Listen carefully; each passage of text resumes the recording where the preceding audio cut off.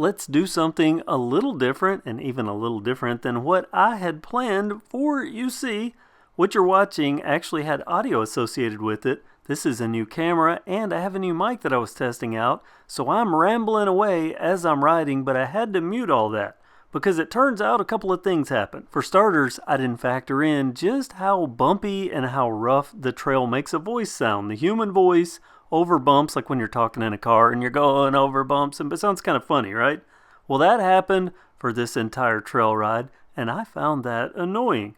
The second thing is apparently I am not good about riding a trail, even slowly, while focusing on topics and being able to stay on track. So I was jumping around all over the place. So I decided I would just voice over this, and that would take care of all the problems, because there's something I want to talk about with you today. If you've been watching my channel, you know I've been spending a lot of time on an e-mountain bike.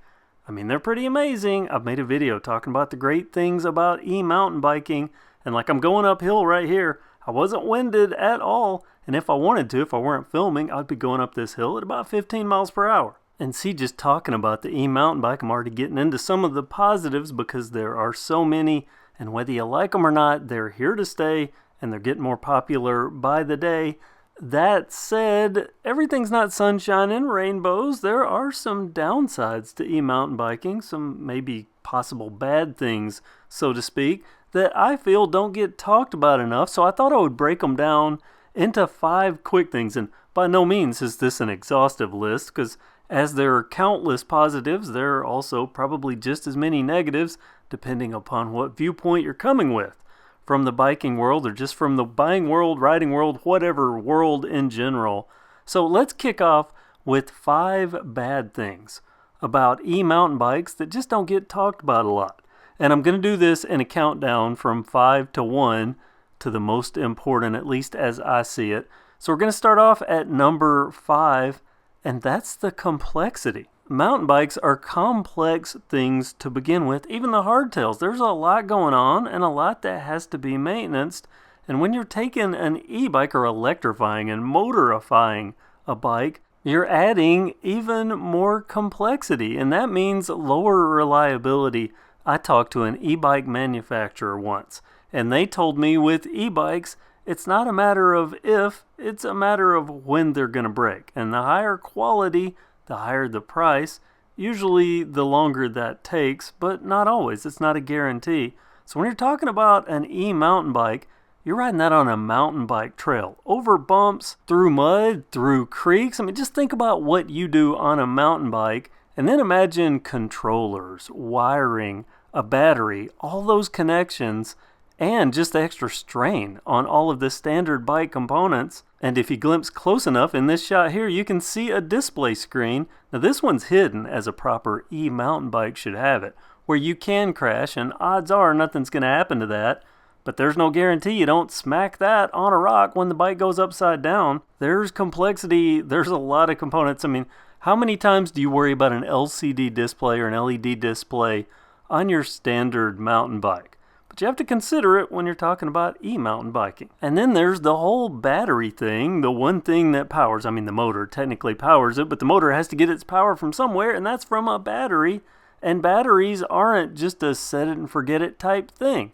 You can't charge a battery to 100% and leave it sitting for 6 months and expect everything to be okay. You know how it works, just like with phones, there's the 80-20 rule, but think about that on an e-mountain bike.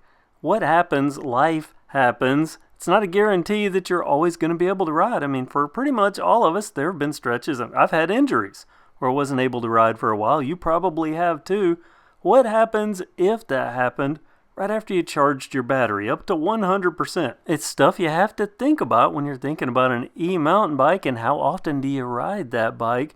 If you only ride once a month and you buy an e-mountain bike, well, you're kind of setting yourself up for battery problems. But also, if you rode it the month before and then you forgot to charge it and then you want to go ride, but then your battery's dead, well, that's a wasted day. And there is no doubt someone probably already typing, well, you could still pedal this and ride it like a regular bike even without power. No, doesn't work like that with an e-mountain bike. These are geared to have the motor and to have the assistance. Take that away, and why are you spending the money? You bought an e-mountain bike for a reason, and with that lie in mind that you're going to keep it in eco mode and it's going to keep your fitness up because you're still doing most of the work. And by the way, I'm talking about torque drive, the mid-drive mountain bikes, not throttle. That's a whole different conversation. An e-mountain bike with a torque drive, you're still having to pedal, you're still doing work. But when you get up into those higher settings, you're not doing as much of it, and it takes a toll. I have ridden at points in my mountain biking life an e-mountain bike for a month solid without getting on another bike. And then when I got back on an analog mountain bike, I thought I was going to die. And it's a contagion. It starts infecting your mind. The way you think about mountain biking, ride with a couple of people that have e-mountain bikes and then mention, hey, do you want to swap? Or how about you go back to a regular bike, or we only ride regular bikes? That's a running joke between me and an e-mountain bike buddy. He'll say, hey, you want to go ride? And I say, what are we going to ride? Regular bikes or e-mountain bikes? And then there's that pause and then laughter. That's just how it works. It affects your mind, both your mental fitness level and your literal fitness level. And there might be somebody out there that that's not the case.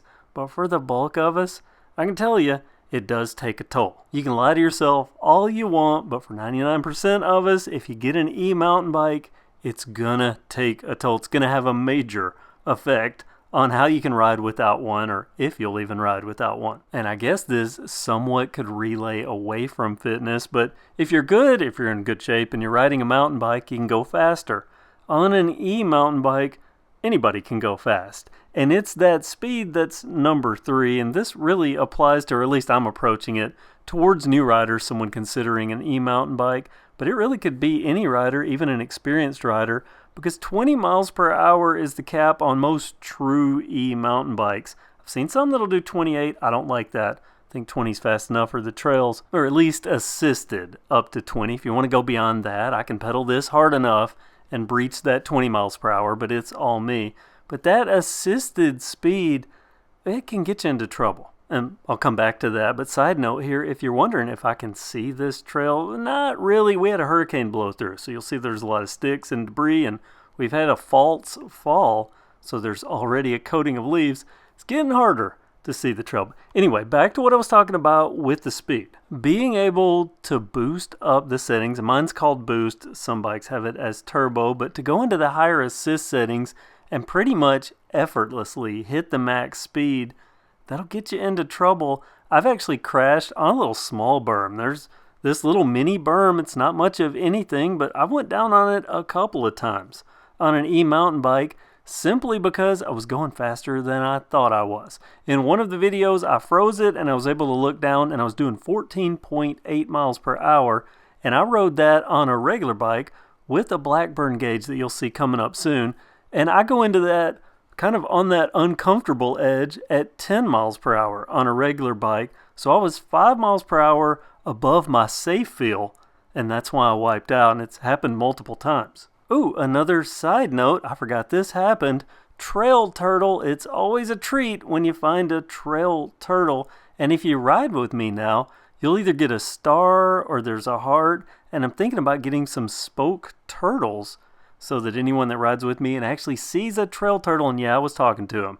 I should have moved him off the trail, but I just don't like touching them because I figure they're going to move on their own. And I'm on the back side of the trail, so very few people, as you could see.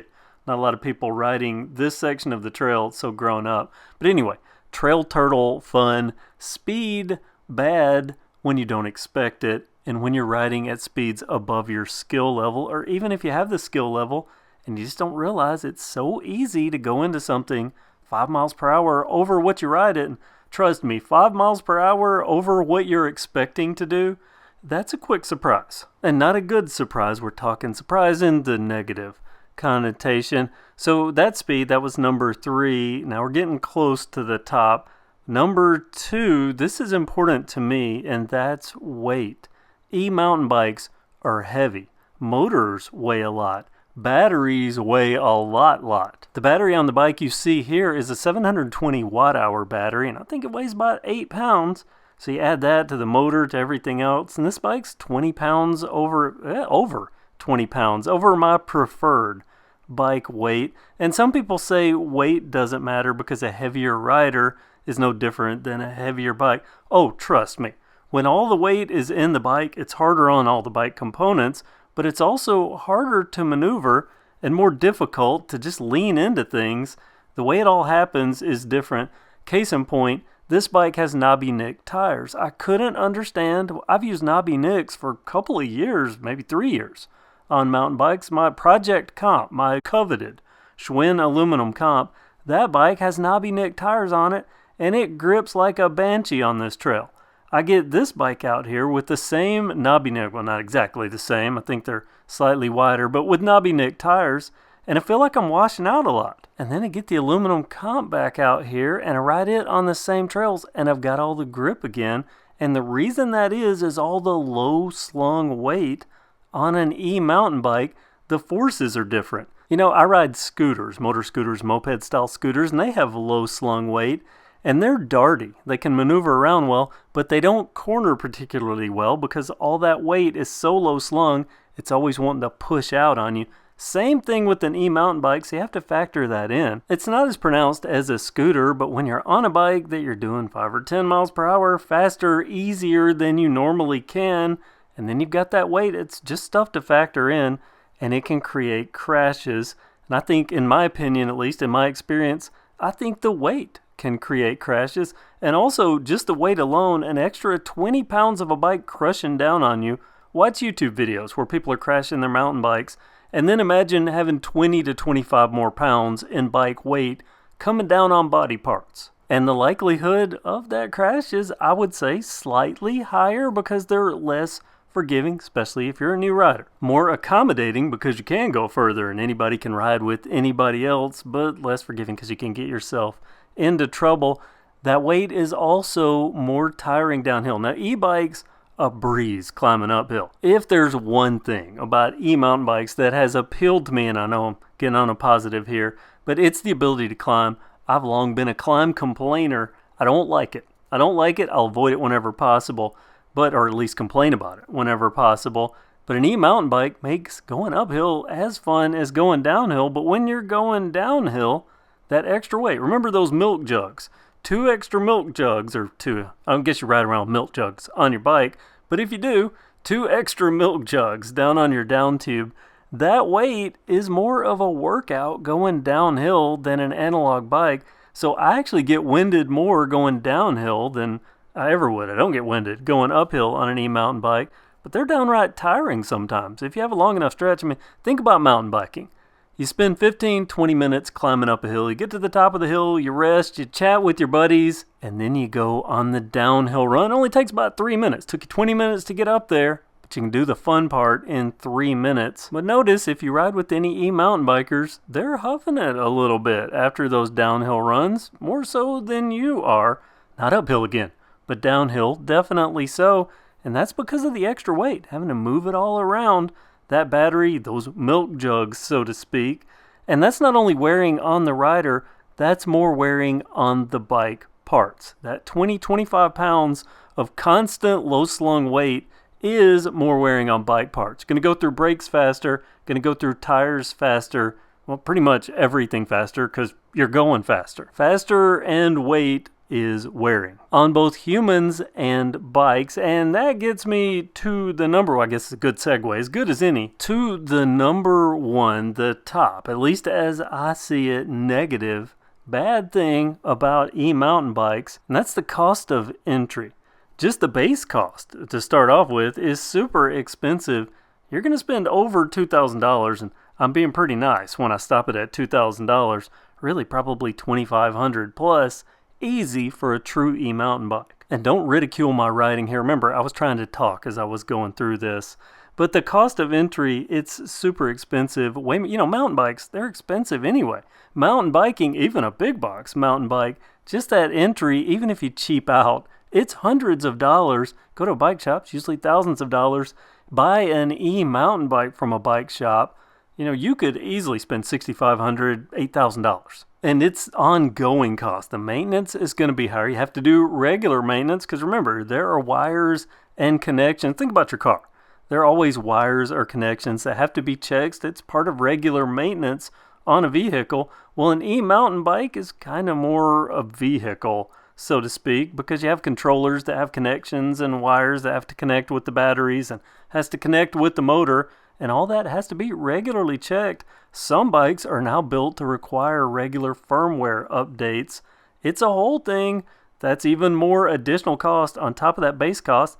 And then the overall maintenance, as I mentioned earlier, brake pads wear down, other stuff is going to wear down faster. They cost a lot in a sport that's already super, super expensive.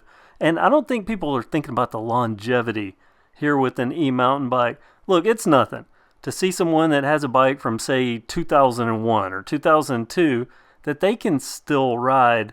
I doubt very seriously if you get 20, 22 years later that this e-mountain bike will still be on the trail. The battery alone is probably only going to last 2, maybe 3 years if I'm lucky. And then, all this stuff's proprietary, can be proprietary. Where are you going to get new batteries? You have to think about all that. How many times have you ever bought a bike and you thought, am I still going to be able to get this size tire in a few years? No, you never think about that. You just know it's going to be there. An e-mountain bike changes all of that. You spent thousands and thousands and thousands and thousands in some cases, and even more in ongoing maintenance, and the odds are, it's still young into this, but I would say probably in 3 to 4 years, you roll that bike back into a bike shop and they go, well, your fix is to buy another one and start that cycle all over again. And that's 5 bad things about e-mountain biking that I think if you're considering getting one, you should probably think about, because it could make a difference in what you consider. But don't let it scare you away from the sport, because mountain biking is fun and well worth it, in my opinion. And e-mountain biking, in my opinion, is worth it. Just the range anxiety goes away, at least as far as how I can ride and who I can ride with. All that disappears. As a matter of fact, it's so good that I'm going to give you one more bad, but it's a good bad, and that's that e-mountain biking will turn you into a reverse bike snob, or at least kind of an e-mountain bike jerk. I call it jerk mode because, like this, going up this hill, I can't count how many times I've passed people going up this hill that are hardcore mountain bikers, but it's just so easy on a mountain bike, and it's hard to tell on this video. It's a short hill, but that's really steep, and it's not fun to pedal up if you're on an analog bike. On an e-mountain bike, it's nothing. And in jerk mode, being an e-mountain bike jerk, you'll be sure to tell everyone just how easy it is. I'm going to wrap it up here, but I just want people to think about the complexity, the toll it's going to take on fitness, what the extra speed can do, both positive and negative, the extra weight that's involved and how that affects riding, and then the overall cost, how much it is to get into e-mountain biking, and then being a bike jerk is just the icing on the cake. Let me know what you think. Do you agree with any of these? Do you have anything to add to this? I know some people don't like e-mountain bikes, but I know every time I go to the trail, I see more and more people on them, even the people that said they would never get on one. It's here to stay. It's the fastest growing segment in cycling, and we should openly accept anything that brings more riders to both the streets and the trails. Thank you so much for watching. I look forward to seeing what you have to say.